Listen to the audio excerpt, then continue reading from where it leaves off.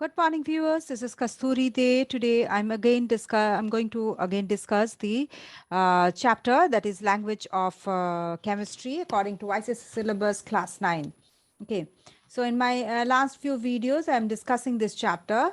In my previous video, I was telling you that we need to balance the equation to follow to maintain the law that is a conservation of matter. That is, that matter cannot be created, neither it can be created nor it can be destroyed. Okay, and so that the atoms on the reactant side is equal to becomes equal to the number of atoms that is produced, that is product side. Okay, so for that we need to balance a equation. For this, what now I start with the discussion that what information does a balanced equation give us.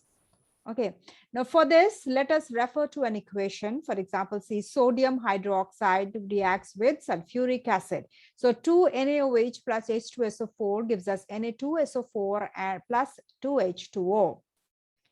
Now, according to the equation, the actual result of the chemical change is known. Okay, we are able to know the actual result of this chemical change. What reaction, after the reaction, what chemical change has been taken place and what is the actual result of that reaction. Okay, with that is when we react sodium hydroxide, that is, it is a base. When it is reacts with an acid, that is sulfuric acid, we get a salt and water. Salt, that is named as sodium sulfate, and water is formed.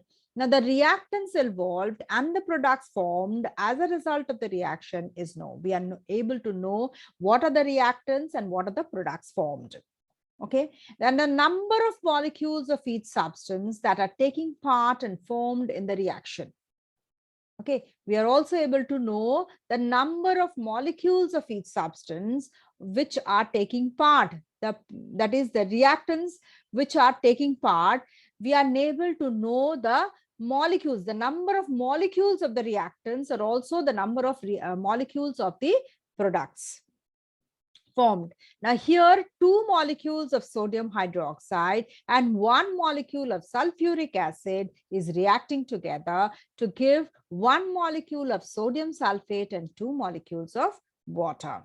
Okay, now the chemical composition of the respective molecules are also known by the balanced equation. That is, 1 molecule of sodium hydroxide contains 1 atom of sodium, 1 atom of oxygen, and 1 atom of hydrogen.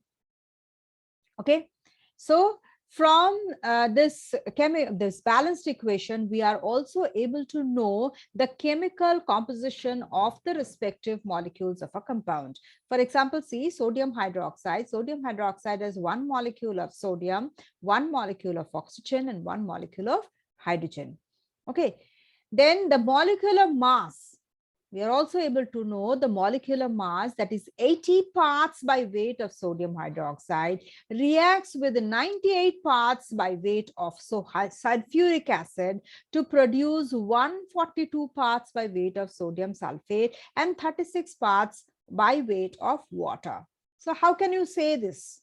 Okay, so this is said, this can be deduced from the following equation which I have done. Just see below. This C, you can see I've written the reaction. See, 2NaOH plus H2SO4 gives us Na2SO4 plus H2O. Okay, so atomic mass of sodium 23, oxygen 16, hydrogen 1. Okay, so as it is 2NaOH, so we are multiplying this total by 2. Then H2SO4, H2, that is 2 into 1, that's 2, S32, 4 into 16, that is 64. Okay, then on the sodium sulfate side, we have, that's product side, we are multiplying 23 of sodium into 2, that's 46, sulfur 32, 4 into 16, that's 64. Okay, and 2H2O, that is 2 multiplied by, within brackets, 2 into 1, that's 2, and 16 is the oxygen weight. Okay, so when we add sum them up, sum on the product side as well as on the reactant side, we get 80. This is 80. Okay. This is 80 and this one is 98. Okay, 23 plus 16 plus 1 into 2, that becomes 80. 2 plus 32 plus 64 becomes 98. Here it's 46 plus 32 plus 64 gives us 142, and 2 plus 16 into 2, that's 36. Okay, so we get 170.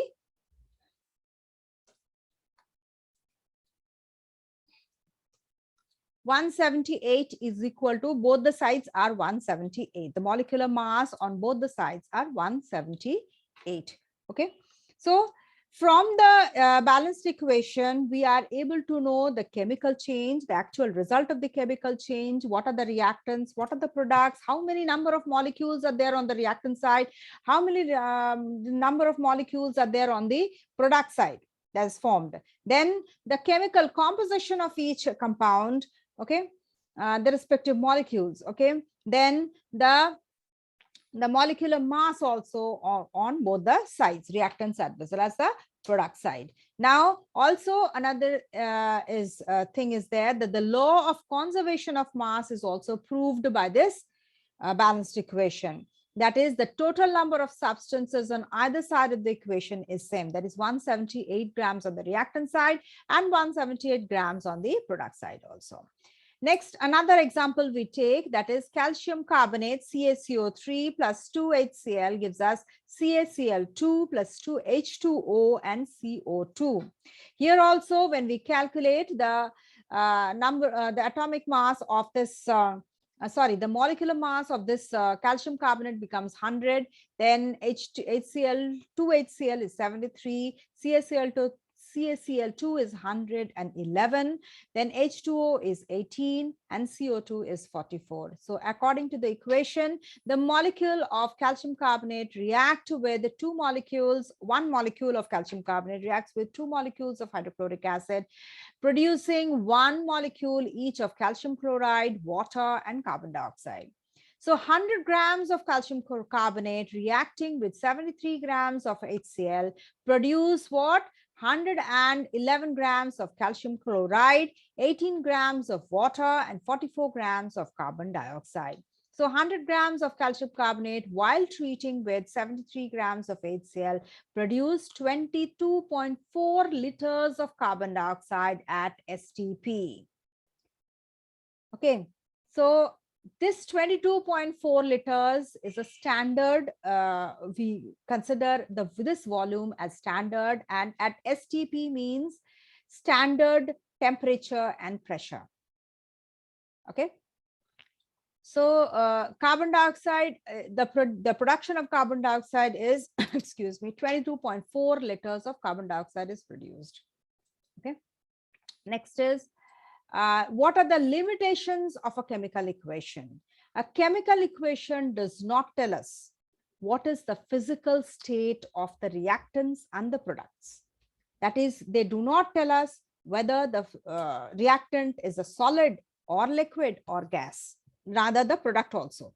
It does not tell us that this product is a solid, liquid, or gas. Then the chemical equation also does not tell us the time taken to complete the reaction. Even it does not tell us whether the heat is required for the reaction to perform, or it is given out. Heat is given out in the reaction. That is, heat is either absorbed or given out, is not defining this property.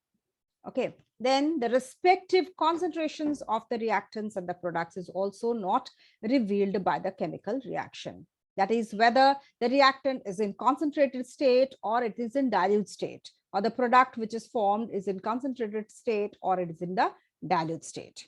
So this is also not revealed by the chemical equation. The rate at which the reaction proceeds is also not revealed by the chemical equation. Okay, that is, the speed of the reaction is not revealed. Then whether the reaction is reversible or irreversible, That is also we don't find in the chemical equation. Whether the reaction is completed or it is not completed, that is also not found in the chemical reaction. Now, how can this be made more informative? How can we know these things which we found in the limitations?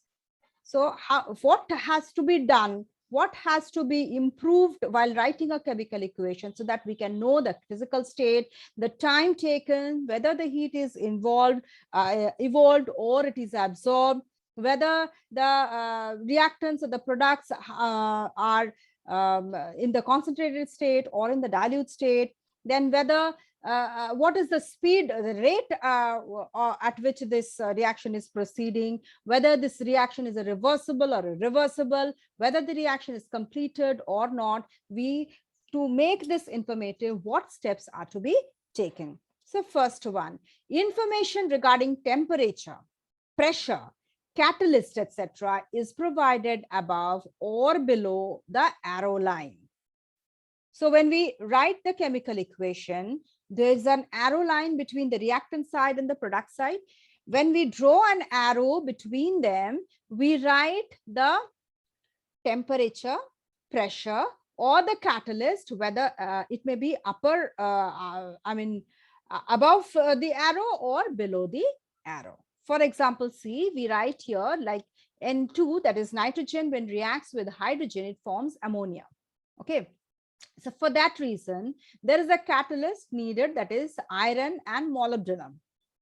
Okay, so this is written above the arrow, and below the arrow it's also written, see, 450 degrees centigrade temperature is required, and pressure, that is 200 to 900 atmospheric pressure is required for the reaction to continue.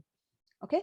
So these things make the equation more informative. That is, from the equation we are able to know the temperature which is required for the reaction, the pressure, the catalyst, if there any catalyst is required for the reaction to continue or to proceed. Okay. Now the reaction which are reversible is shown by a reversible sign. If the reaction is a reversible reaction, then we just don't put an arrow towards the product side, but we put a reversible sign between this reactant and the products. Okay, so in between, see, we have put a reversible sign. Now heating during the reaction is shown by a delta sign over the arrow. If we require a heat, a certain amount of heat is required for the reaction to proceed, then we put a delta sign above the arrow. For example, see, 2KClO3 gives us 2 KCl and 3O2, and for that a delta sign is drawn above the arrow to show that heat is required for the reaction. Okay. Now the physical states of the reaction and the products are written by using the letters S for solid, L for liquid, G for gas, or you can say an upward arrow for the gas. Okay, gas can be represented by two things. Either you write a small g within the bracket, or you can write an arrow, draw an arrow, upward arrow within the bracket for gas, or aqueous solution, AQ. Okay, and an aqueous solution, if you want to mention the state of the reactant or the product, if it is an aqueous solution, then we can write AQ within the bracket, small AQ, for the solution in water. So for the reaction, see, for example, we have written Zn, it's a solid, so we have written S, small s within the bracket. Then 2HCl, it's an aqueous solution, hydrochloric acid, but it's in dilute form. So water is added to it. So we write as AQ within the bracket. Then ZnCl2 is also an aqueous solution. So we write it at AQ within the bracket, and H2 is a gas. So we write G, small g within the bracket, or you can write this upward arrow also, you can draw within the bracket. Now, the information of evolving or absorption of heat.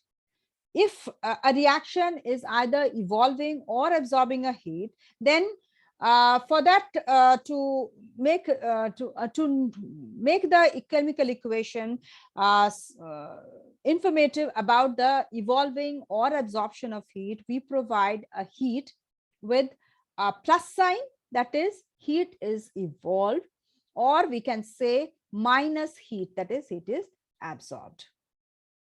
Okay, that means see, carbon plus oxygen. Carbon is a solid, so we have written S. Then oxygen is a gas, so we have written G. CO2 is also a gas, that's the product which is formed with that is written as G in the bracket. And heat is evolved here, so plus heat, that's a product of the reaction. So heat is evolved. Now in this second reaction, see, carbon combining with oxygen, that's a gas, carbon is a solid, so combining with oxygen, which is producing carbon monoxide.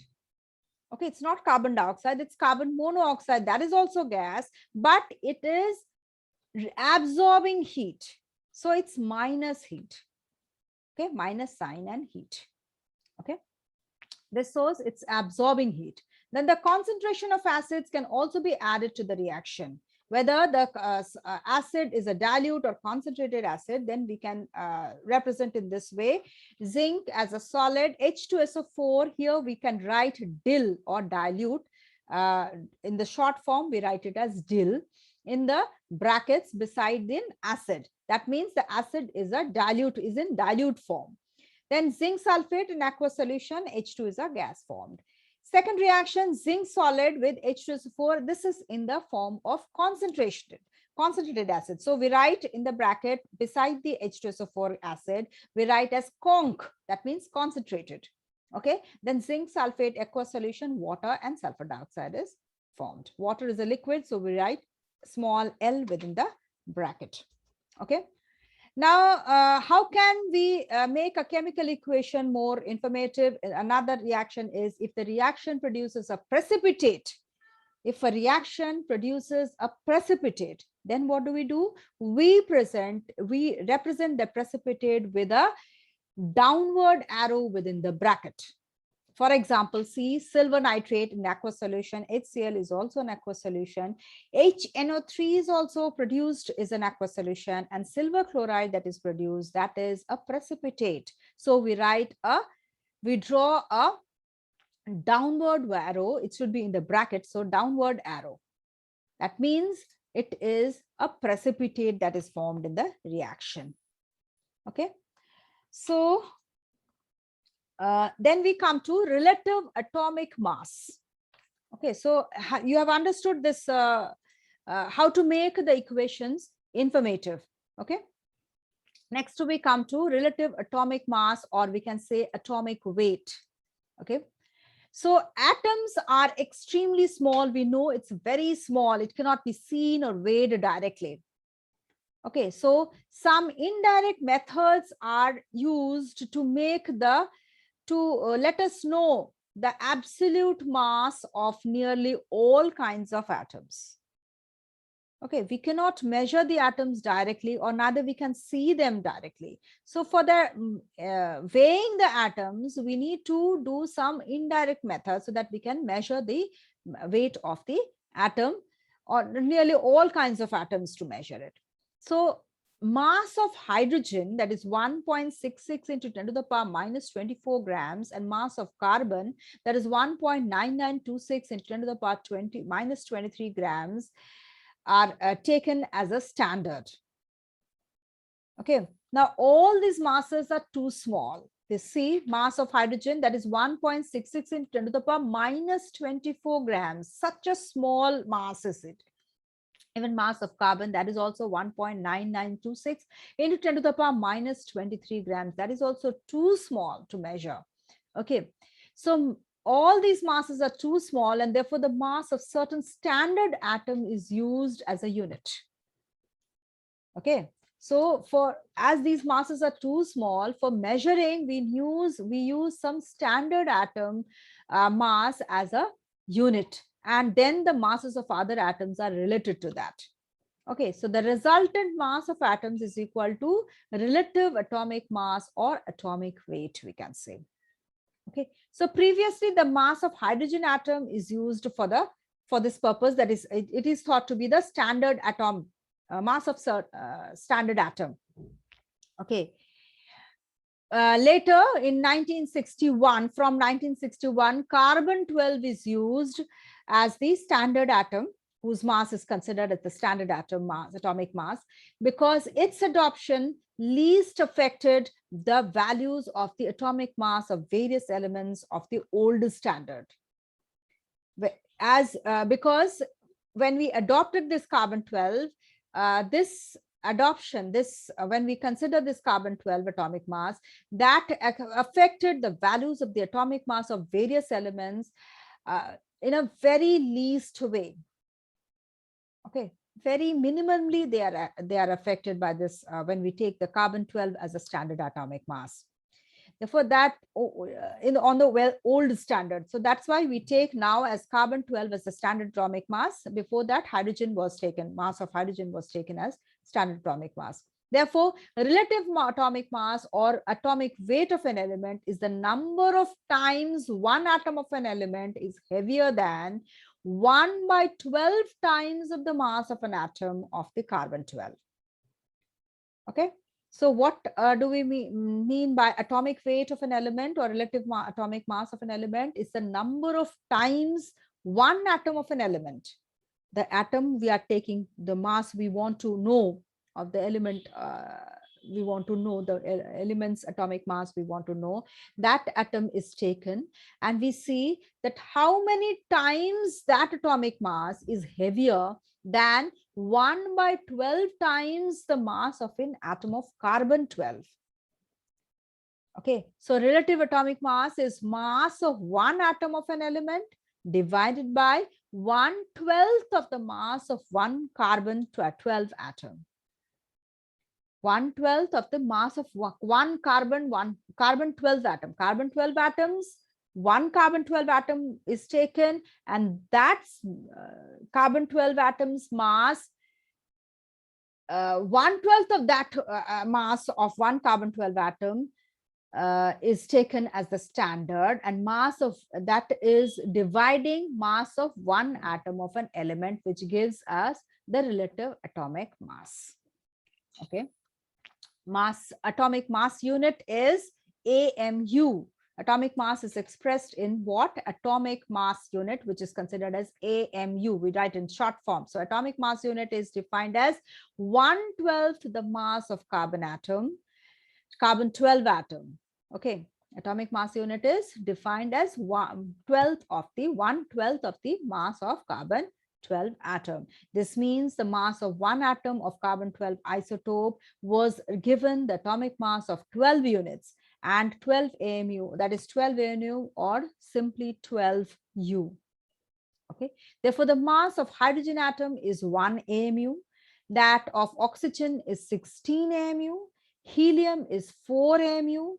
Okay, note, experimentally found one atom of C12 atom has a mass of 1.9926 into 10 to the power minus 23 grams. On dividing this mass by 12, atomic mass unit is obtained. That is 1 AMU or 1 U is equal to 1.6605 into 10 to the power minus 24 grams. Okay, so I'll stop here, atomic mass unit. I'll later discuss the molecular mass unit. Okay, so again, I want to tell you that please do go through the videos which I'm giving on the text video, especially so that you can understand the chapter. Okay, and then go to that question answer section. Okay, and again, I'll tell you that I'll be discussing some ICC pattern questions, and even I'll give you some homework also for doing so. So for that, you need to stay tuned. You need to be with me. Stay tuned with my videos. Okay, do subscribe for that, and also do press the like button. That can motivate me to produce you good videos for you, so that can help you in your studies, and do share with your friends so that they can also be benefited from these videos. Okay, so thank you for watching and have a good day.